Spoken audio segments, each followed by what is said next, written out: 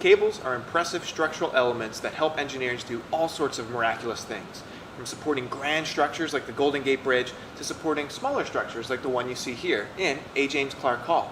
This is supporting electrical outlets and lighting fixtures. Now today we're going to go through all sorts of different examples that hopefully will help you learn how to apply cables, both in a grand engineering scale and a small engineering scale as well. Let's get started.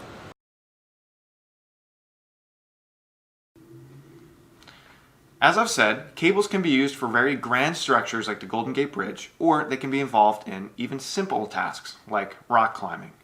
Now, I myself am a fairly big rock climber, or I used to be back in the day, but it's always fun to get out there, and I do have to say that it's always a little bit scary thinking that your life hangs in the balance of someone's rope or knot, or a cable, hoping that it's strong enough to hold you. Today we'll investigate a little bit about that and learn how you can make sure that you don't fall and get severely injured. You could just say, Mike, this doesn't matter. We don't need to learn anything about tension and cables because when I go rock climbing, I'm going to be like Alex Honnold and not use any ropes. Well, I guess you could do that, but you might also be pretty crazy because Alex Honnold, if you didn't know, famous rock climber, free soloed El Capitan, which is over 3,000 feet tall, nearly a vertical mile. And you can look at some of the pictures here of him climbing. It's pretty ridiculous.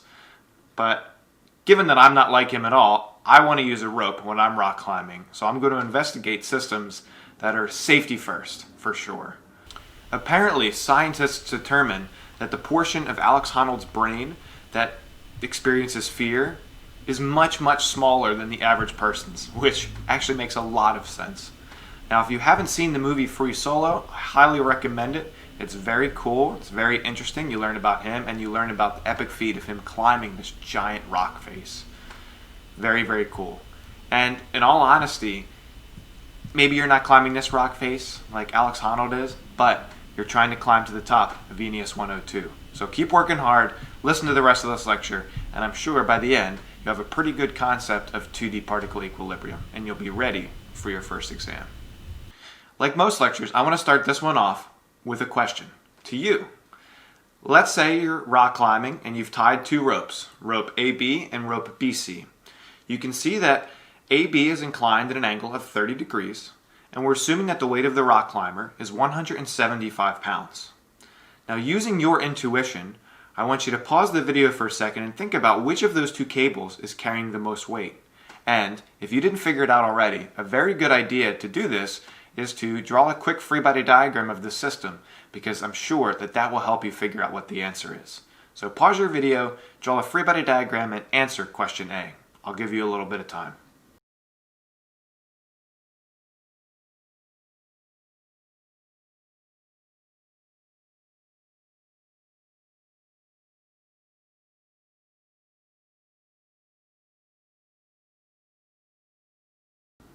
So the answer is that the cable on the left is going to carry the most weight.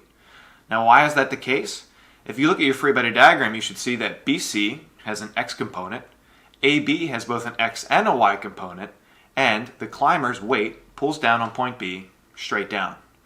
Because AB is the only rope that has a vertical component, that is what's going to take the most weight in this particular problem, because BC can't carry any of the weight of this climber.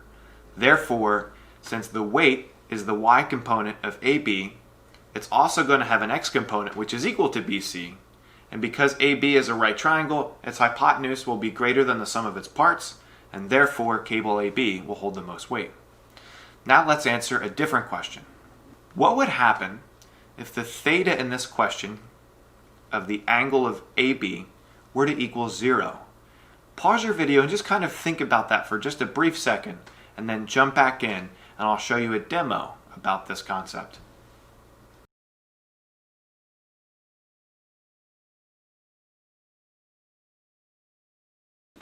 So, have you had time to think about it? The answer to this question is, it's impossible! So, the reason it's impossible is because if you have AB and BC both parallel to the ground, then neither of those cables is going to have a Y component. But the thing that you're trying to support with those cables has a force straight down in the y. So just like our ladder question from before, if there's no y force in this question to support the y force of the climber going down, well then the problem can't exist. It's impossible. Let me show you a quick demo that illustrates this concept a little bit further. I'm going to try and now illustrate this principle here with a little demo. What I've got is a clear Christmas ball ornament filled with some paper clips. You can make some nice music, and I've attached 2 strings to it. Now, as I've shown, the paperclip ball has a weight which is going to point straight down. Therefore, the 2 strings have to be able to support that. Now, no matter how hard I possibly try, I can never make both of these strings horizontal, because if I did that, this structure would be statically impossible. There would be no y component to balance out the weight of the ball. Even if I try to make one horizontal, one always is going to have a vertical component, which you can see happening here. No matter what I do, no matter how hard I try, this ball has to have a y component lifted up. And that's why one of these cables, whichever one is in the y direction, is always going to have the greatest tension, because that's going to be the cable that carries the weight of the ball and supports the additional x force.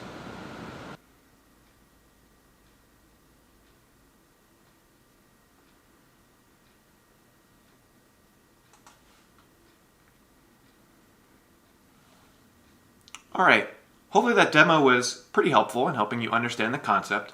Now we're going to start to do a little bit of statics and start to use our systems of equations and solve for the tensions in the cables. That's question C. So, since this question is fairly straightforward, if you'd like, pause your video and try and figure out what the tension in cable AB and the tension in cable BC is using your sum of the forces in the x and sum of the forces in the y equation, accompanied with your free body diagram. Alright, let's look at how to solve the first question, which was how to solve for the tensions in cables AB and BC. Fairly straightforward problem. What I've done is the first step is I've drawn a free body diagram. So we have cable AB inclined at angle theta, which we're told is equal to 30 degrees. And I've got cable BC going here to the right. The weight of our rock climber, which we know is 175 pounds. And I've drawn my XY axes up here. Now, the first step to solve for the tensions in the cable is to do a sum of the forces in the x, set that equal to 0, and do a sum of the forces in the y, and set that equal to 0. Now, if we look in the x direction first, what we would see is we would have negative AB cosine of 30 degrees, and we would have plus TBC, which is going to the right. Now, we don't know the tension AB, and we don't know the tension BC. So, we have to write the sum of the forces in the y to be able to figure out what's going on. For us, we get a little bit lucky because now, let me make this a tension. Make it a strange tension. There we go. We have tension AB times the sine of 30 degrees minus the weight, which is 175 pounds. So, what we get from this particular equation for sum of the forces in the y is that tension AB is equal to 350 pounds. So I'll box that answer, and then what I can do is I'll take that and plug it back in to the equation above. And when I do that, I can then solve for our unknown TBC, and I get that TBC is equal to 303 pounds. Now from this, what you can see is that our earlier answer was valid, that TAB, because it has a vertical component, will in fact be greater than TBC. There you go.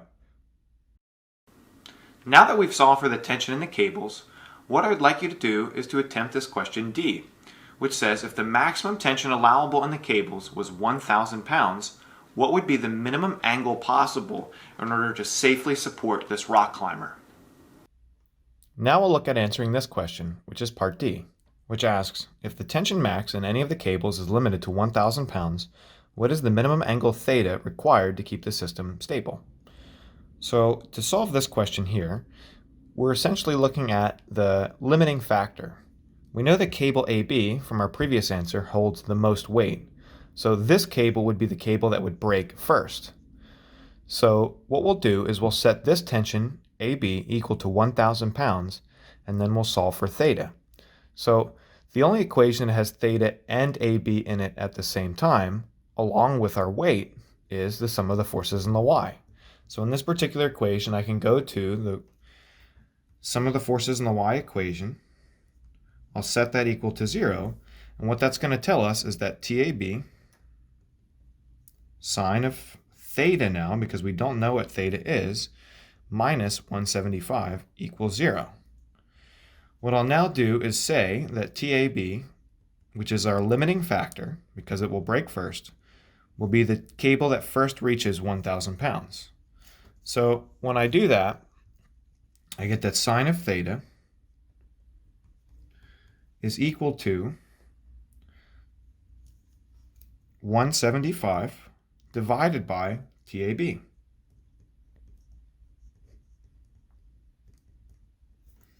So to solve for theta, I can take the inverse sine of this. So we get that theta is equal to sine to the negative 1 of 175 over 1,000. And this tells us that theta minimum, in order for the system to be stable, is going to be equal to 10 degrees.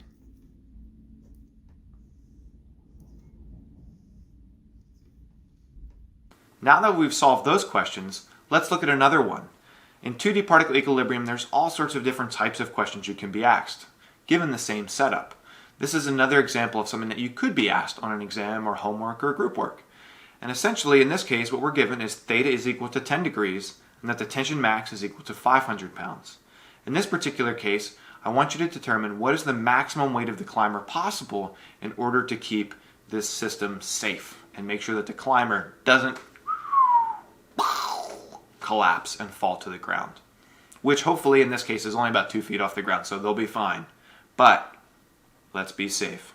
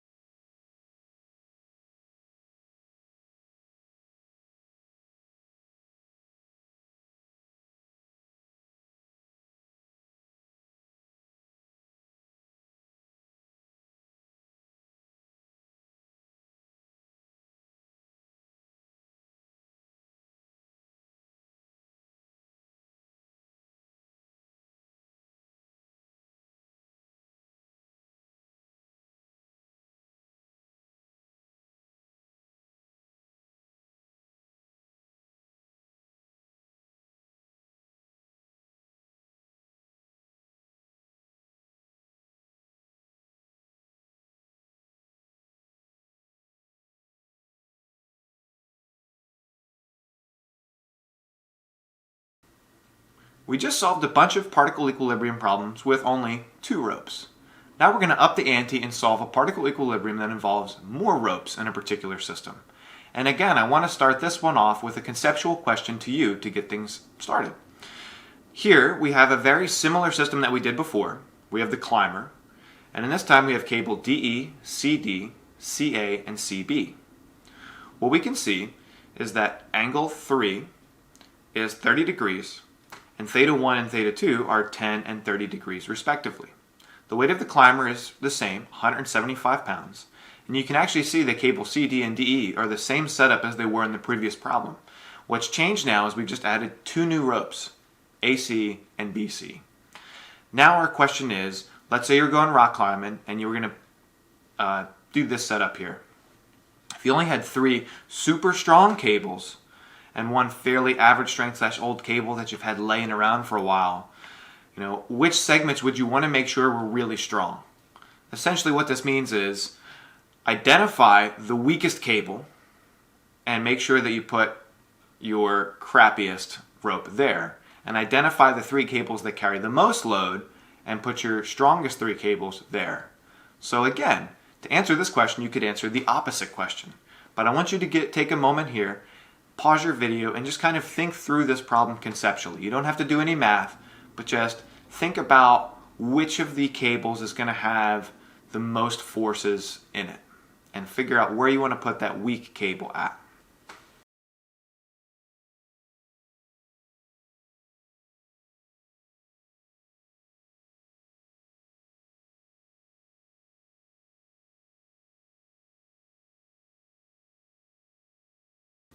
Alright, hopefully you've had a little time to think about this question. Now, the answer to this question is, drumroll, BC is the least likely to be important because it's not in line with cable CD. From the last question, when we looked at CD versus DE, we knew that the angled cable CD was going to carry the most load. As a result, we then can do the same process and kind of look at cable CD compared to the other 2 ropes, AC and BC, and see which one is the most in line with cable CD. Ultimately, what this will tell you is that BC is the farthest away from that particular cable and therefore will not be supporting as much load. So that is the cable you don't have to worry about as much because it's not the most important. Now I understand that what I just said was probably a little confusing, but here's what I was trying to explain, but shown more carefully in a diagram. We can see the cable CD is inclined from the horizontal at 30 degrees. And what I've drawn here is cables AC and BC, shown in black. We were given that theta 1 was 10 degrees and theta 2 was 30 degrees. Essentially what this means is that if theta 1 is 10 degrees, then the angle between cable AC and CD is going to be 20 degrees. And what you can tell is that if theta 2 is 30 degrees, then the angle between BC and the blue line that's parallel to CD is going to be 30 degrees. This is what you can see in this particular picture right here. So, given that CD, in this particular case we've rotated things so that CD is vertical, we can see that the angle between AC and CD is 20, whereas the angle between BC and CD is 30. Based on the very same reasoning we had before, because AC is more in line with CD, it's going to take a greater proportion of the weight, and cable BC is going to be the one that's least likely to matter. Its force will be less than that of cable AC. So there you have it. That's a conceptual way to approach this problem and think through which cable is going to be the strongest and the weakest, purely by looking at the geometry of the system. Now that we've done some conceptual thinking, let's take some time to actually do the math and solve for the tension in each of these cables and prove that what we've just more or less thought about a second ago is actually going to turn out to be true. Now we'll look at the second rock climbing problem with more cables, and what I've already done is I've drawn the free body diagram of point C and of point D. We can see at point C that we've got cable AC and BC going this way, and then we'll have the tension of CD going that way. And our original system, now with the letters changed, is going to be CD going this way and DE going this way. So I asked you to kind of think qualitatively about which one of these cables is going to have the most force in it. But what we'll do now is we'll actually solve quantitatively to see how the solution works out. Our first step is to analyze this, which we technically already did in our last step. But what we'll do differently this time is we will solve for everything in terms of weight and leave everything in an expression form. So what we do is we'll start off by saying the sum of the forces in the x is equal to 0. This will get us that negative CD times the cosine of 30 degrees plus DE equals 0. We'll follow the same procedure. We'll do sum of the forces in the y now. we'll set this equal to 0, which gives us CD sine of 30 degrees minus the weight W. This tells us that CD is going to equal 2 times the weight. And what we'll do with this value here is we will plug it in above. When we plug that in above and solve this equation now here, we will get that DE is equal to 1.73 times the weight.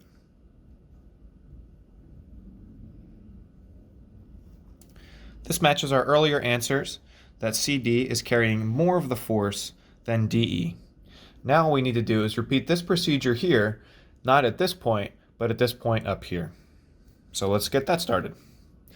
What we do is we will start off by summing the forces in the x direction. So our sum of the forces in the x direction, we set that equal to 0. And just to be clear, this is all at point C.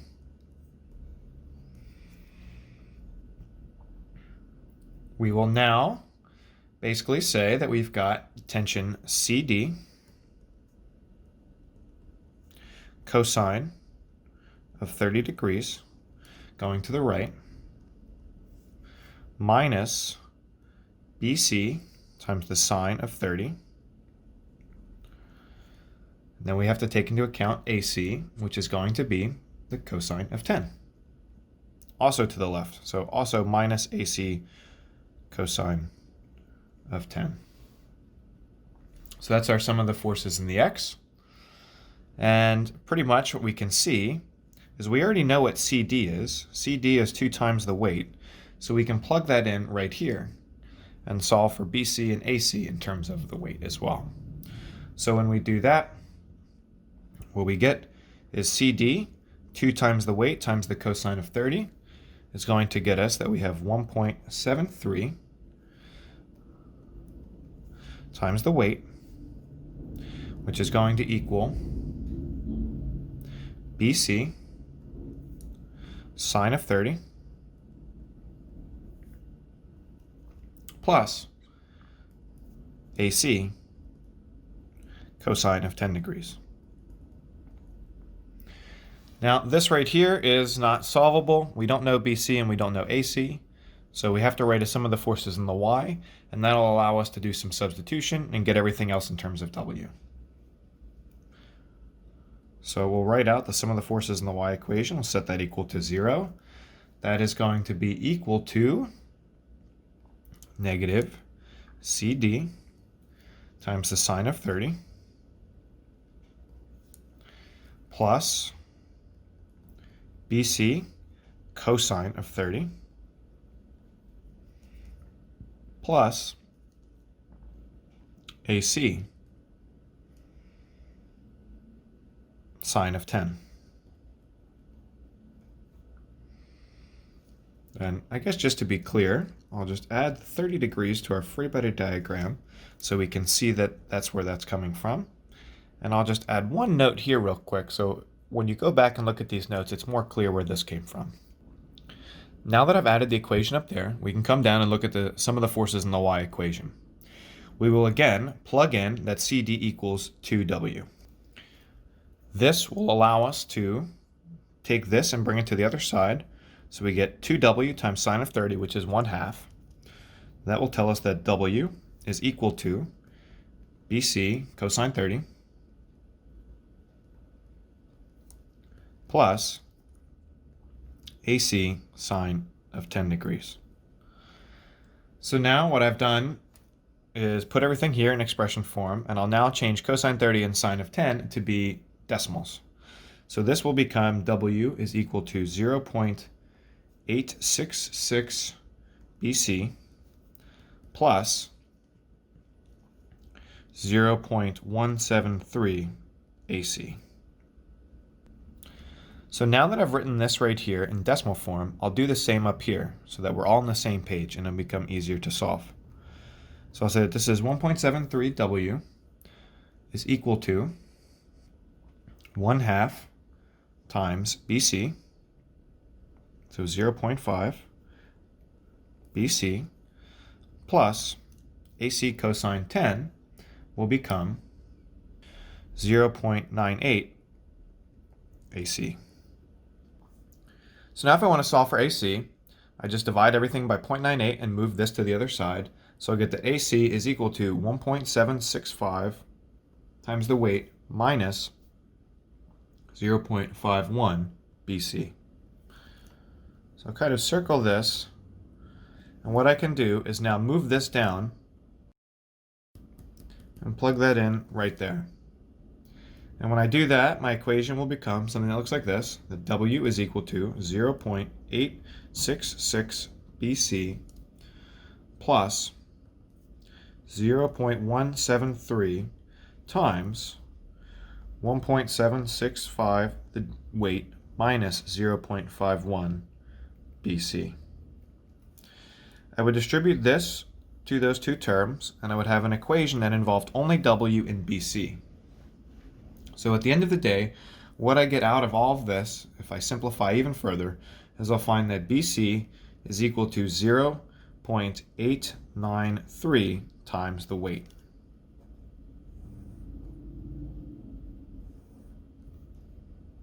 Then I will take this and plug it into the equation for AC.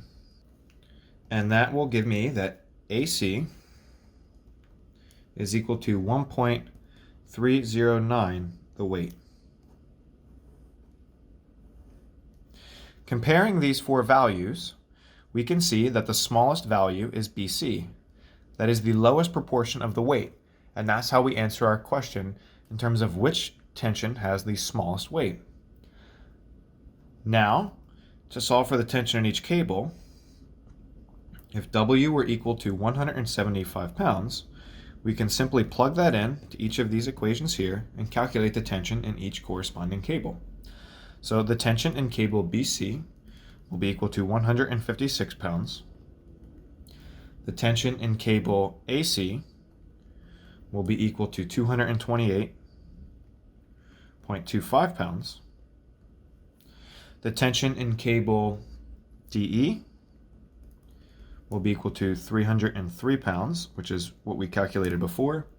And the tension in cable CD, which again we also already calculated, will be 350 pounds.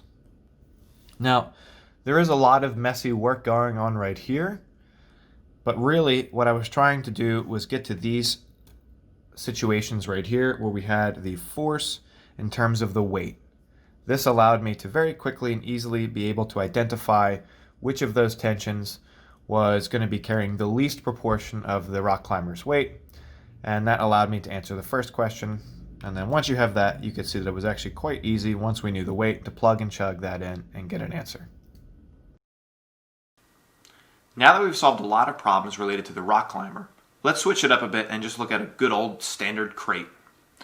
What we see here is that we've got a crate, and it's held up via rope ABC that loops around a pulley that's supported to the wall by cable BD and is inclined at angle theta.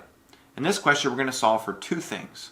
We're going to be solving for the maximum weight of the crate and the angle theta for equilibrium, given the condition that each of the two cables can support a maximum load of 210 pounds.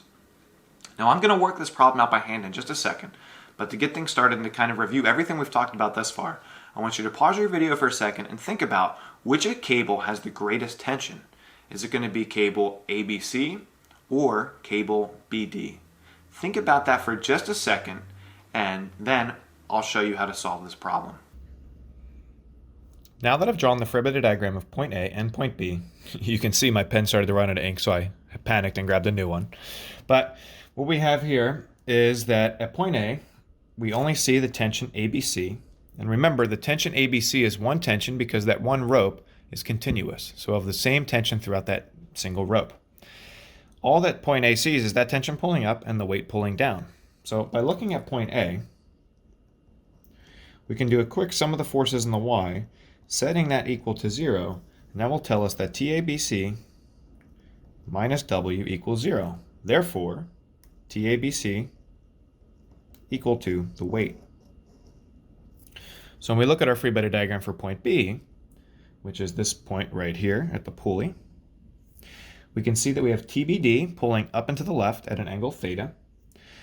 We've got TABC pulling down, and we also have TBC pulling down and to the right at a 5, 12, 13 triangle. I've plugged in TABC in the free body diagram, but I've also shown that that's just equal to the weight, because that'll make things a little bit easier to solve in just a second. So now what we can do is, the main constraint that we have is that tension max is equal to 210 pounds. So if tension max is equal to 210 pounds, what should we do? Well, let's do what we just did in the last example, and we'll try and put TBD in terms of W.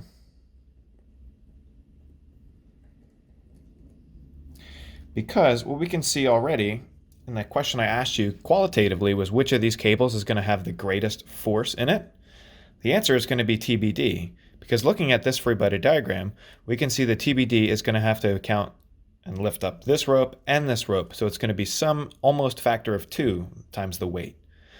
As a result, we know that TBD is the limiting factor.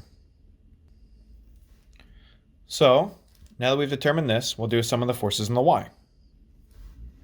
Our sum of the forces in the Y equation will be TBD sine theta minus W, which is this component right here, minus 12/13 W, which is the Y component of this force right here. Looking at this equation, we don't know sine theta, because we're not given theta. We don't know what weight is, and we don't know weight over here. So in this equation, we have 2 unknowns. So we're going to have to write another equation to see what's going on. So we write the sum of the forces in the X is equal to 0, which will be negative TBD cosine of theta plus 5/13 W. Again, we don't know the theta, and we don't know this W. But now what we can do is we can solve, because we have 2 unknowns, but we have 2 equations. So from this, we'll say that with 5/13 W is equal to TBD cosine theta, which then can lead to, with some simplification, that W is equal to 13/5 TBD cosine of theta. We can then take this and plug this in to our previous equation and solve for TBD. So we can take the first equation that we had right here and bring that down to here, and we'll have that the sum of the forces in the Y is equal to TBD sine theta minus 1.92 times the weight, which is just combining these 2 terms. Now we can plug in our weight term right here and distribute. So now we've got this equation here, and after some simplification, what we eventually get to is the following equation. We get to this. We'll have TBD sine theta is equal to 4.99 TBD cosine theta. Now you might look at this and go, what do we do? Well, here's the trick, and this is why trig actually matters. If we take TBD sine theta and we divide this to this side, what we'll get is that we have sine theta over cosine theta is equal to 4.99, because our TBD will cancel on either side. So from this, what we can actually do is understand that sine over cosine is actually equal to the tangent of theta. So we have tan theta is equal to 4.99. Therefore, theta is equal to tan to the negative 1 of 4.99. And this tells us that theta is equal to 78.6 degrees. And once we know this, we can take this back and plug that into the sum of the forces in the Y equation over here, and we can solve for the weight W. So let's do that. We know that W is equal to 13/5 TBD cosine of theta. So we know that TBD was the limiting factor here. So this is going to be equal to 13/5 times 210 times the cosine of 78.6 degrees. Therefore, we're done. W max is now solved for and is equal to 107.9 pounds.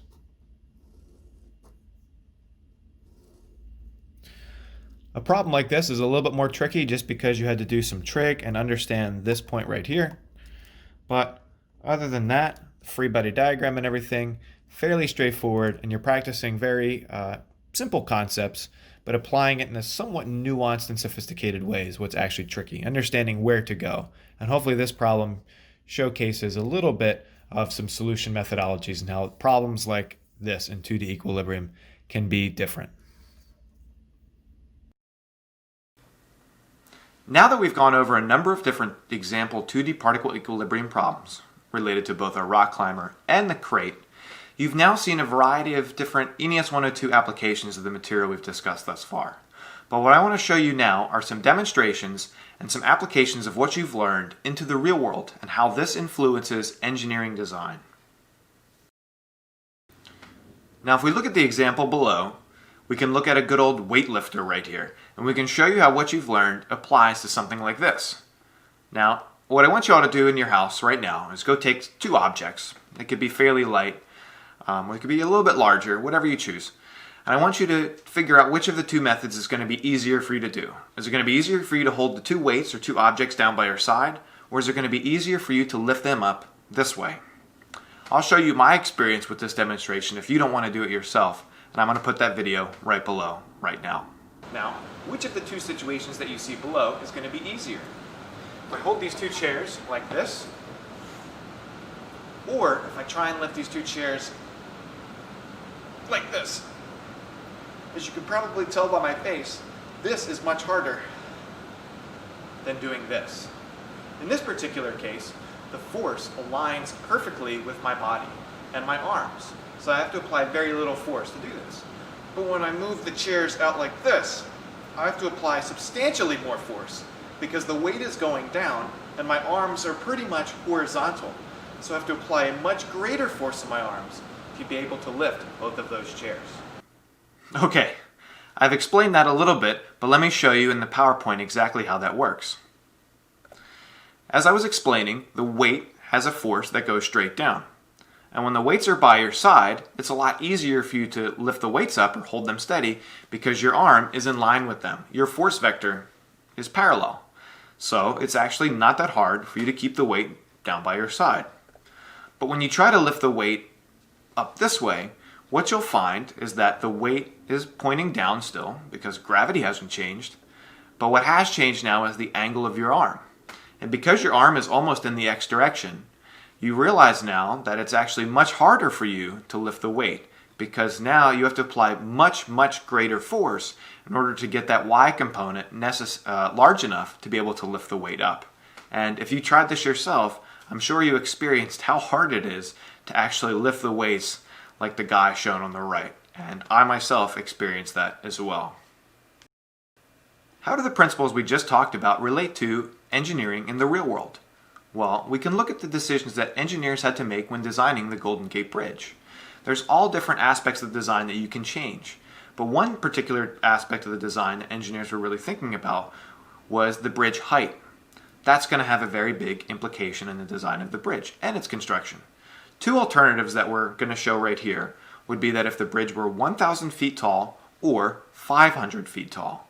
Now, how does this matter? As an engineer, and kind of related to that lifting example just a second ago, you want to make sure that your bridge isn't working too hard, that it's very efficient and is carrying as little load in all of the structural members as is possible.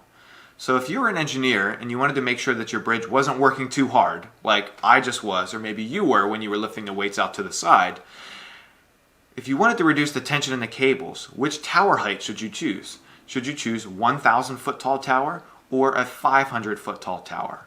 Just conceptually think about this for a second, based off of everything we just discussed today, and think of which of those two options would reduce the tension in the cables as much as is possible. Pause your video, think about it, and I'll give you some time to work through it.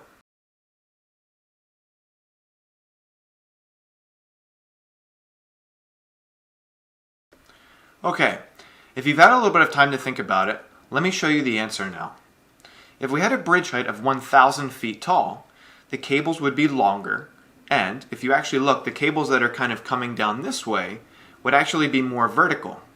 Because those cables are more vertical, they would actually be having less tension in them. So you could make your cable diameter much smaller, because the overall strength of a cable is going to depend on the size of the cable and the thickness. So the thicker your cable, the more weight it can carry. But if we make the bridge really tall, we can make the cable much smaller. 25 inches or about 2 feet in diameter. Pretty good. What would happen if we made the bridge 500 feet tall? Would the cable be larger or smaller? Well, if we have the bridge be 500 feet tall, then those kind of ropes that are coming down off of the tower are going to be more horizontal.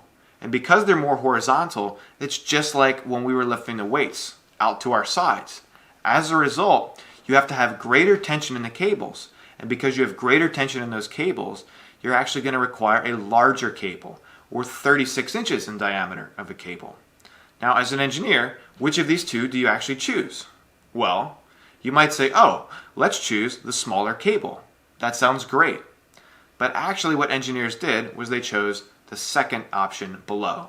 They chose a height of about 500 feet off of the bridge deck, and still about 200 feet above the water, because that was much more feasible to build a 500 foot tall structure than it was to build a 1,000 foot tall steel structure. So that's what engineering design is all about. It's considering your options, balancing what's feasible, cost effective, and efficient in structural design, and marrying all of those ideas together.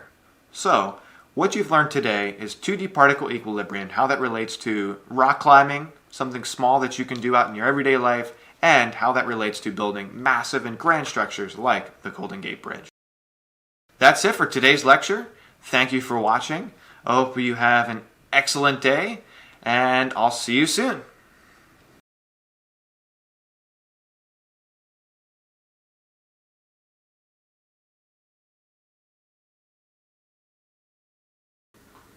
I'm going to try and now illustrate this principle here. There ain't nothing good on cable What I've got is anymore a these clear days. Christmas fall ornament filled with some paper.